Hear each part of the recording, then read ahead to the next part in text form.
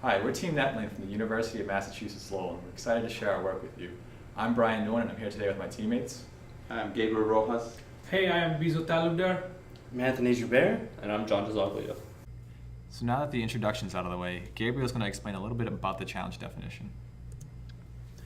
Public transportation is defined as any form of transportation that runs on a fixed route, available for the population, and capable of moving large numbers of persons from one point to another. Public transportation is considered to be a solution for traffic congestions, since it will decrease the traffic density in the roadways. Traffic density is measured in vehicles per unit length. This is used because buses, subways, and other public transportation methods can transport more persons, up to 12 more passengers than personal vehicles, while occupying only twice, at maximum 3 times the space.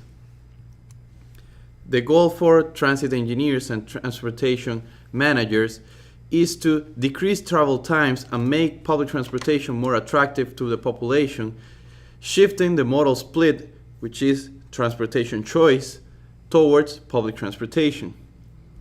Public transportation is a large industry worldwide, moving millions of dollars each day.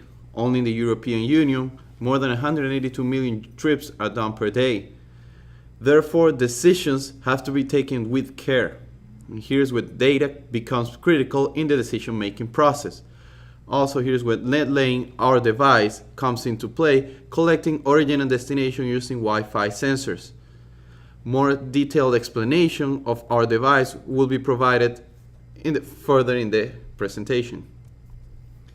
Although there are different types of data in public transportation, origin and destination is perhaps the more important one, and probably the most difficult to obtain.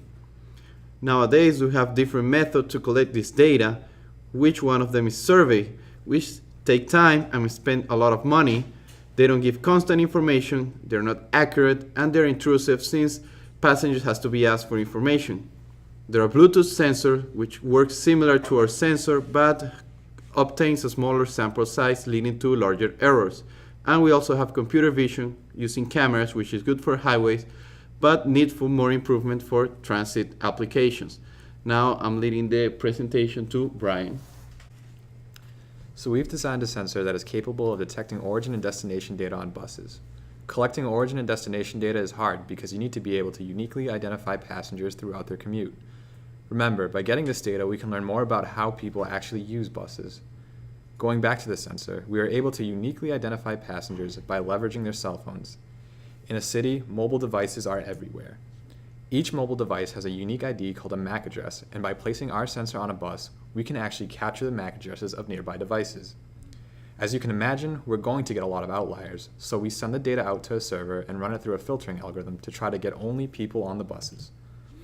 Once this data is collected, we store it in databases which can be accessed by a web application that we've also designed. This web application allows civil engineers to be able to visualize the data and make the decisions they need to make to improve transportation infrastructure.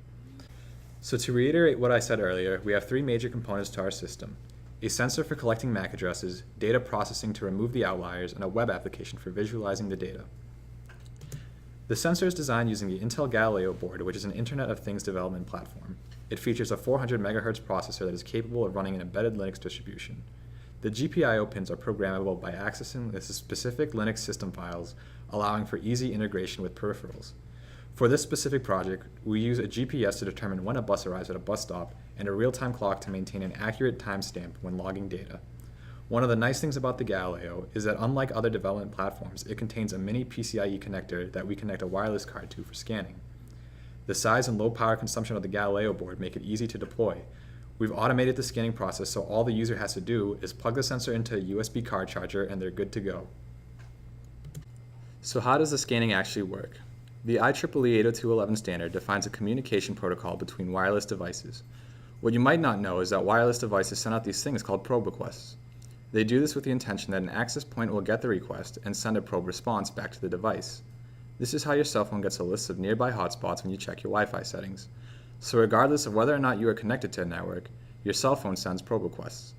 Our sensor listens in on these requests and extracts information such as MAC address, signal strength, which is then stored into a log. Before we store it, however, we make sure to hash the MAC addresses for privacy concerns. When the bus arrives at its base station, the logs are transferred to the server for processing. The Intel Atom board acts as a server, and we use it to process the data we get and to host a web application for displaying the data. From here, I'll let Bijou explain how we filter the data. We get a large amount of data through the sensor. The challenge is how to process the data and interpret the volume of passengers and correctly calculate the origin and destination information for each passengers. Challenges are use the data from the sensor to predict results as close as to the real numbers, should be able to scale as we move from small testing setup to big real environment, should be able to adapt to all permutations of road, should work even if the bus changes its route dynamically, should be able to scale up with the improvement of the hardware, independent of hardware and configurable as per the hardware capability. Challenges. One of the major challenges is the noise factors. The noises come from several sources. Likewise, pedestrians, people at nearby buildings, people at nearby cars, pedestrian, car at the traffic signals, people at bus stop and who doesn't board the bus. Question is how to filter out the noise from the logs. Filtering variables that are being considered are burst of MAC IDs, frequency of burst of sequence, RSSI signal strength, appearance of a MAC ID throughout the journey. Continuing to solve the question whether a person has traveled throughout the journey or not. To do that, divide the time interval between two hops, check whether a MAC ID is present in both first and the second half of the trip. Here's an example of the filtering variable parameters that we have used in our algorithm. Burst of sequences, frequency of burst, RSSI signal strength, as you can see from the log. This is a real log that we have gathered from our sensor. An example is cited here. It is a route that is used for our testing in University campus with our transportation department. As the bus travels to the bus stop, from 0 to bus stop 1, the MAC IDs are stored in the log 1. And as the bus travels from bus stop 1 to bus stop 2, the logs are stored in log 2. So likewise, you can see as the bus travels forwards, the logs are stored in the subsequent log files.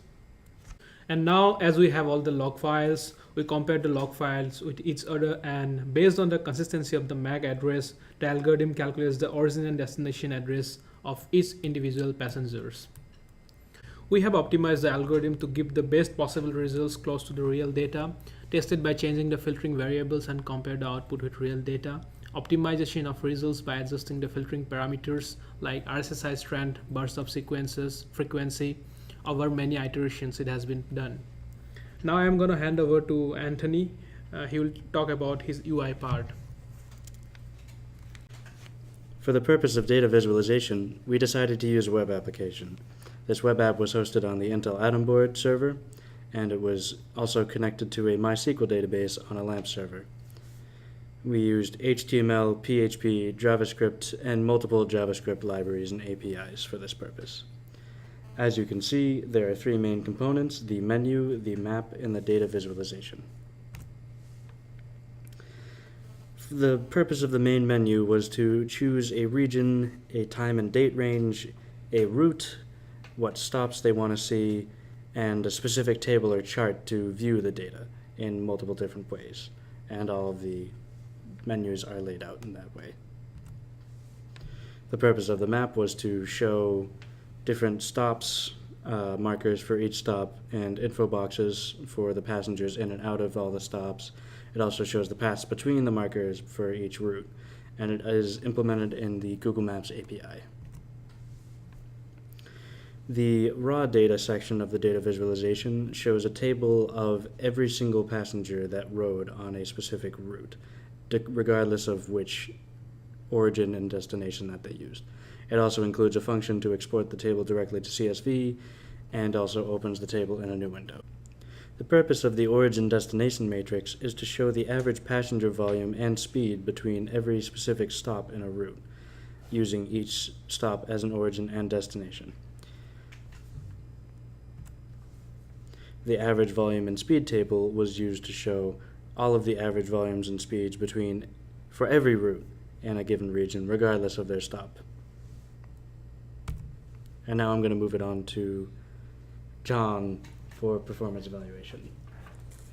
While building the NetLane sensor, our team had to run several different types of tests to determine what hardware and software we would use. Our We also tested our software algorithms to help us determine how accurately we can capture the passenger data while filtering out the noise. Our team tested different mini PCIe Wi-Fi cards to help determine which card was better. We also performed tests on signal strength to help remove devices that are not contained within the bus. After settling on a specific hardware setup, we tested different pieces of software to see if they had an effect on the number of probe requests that can be captured.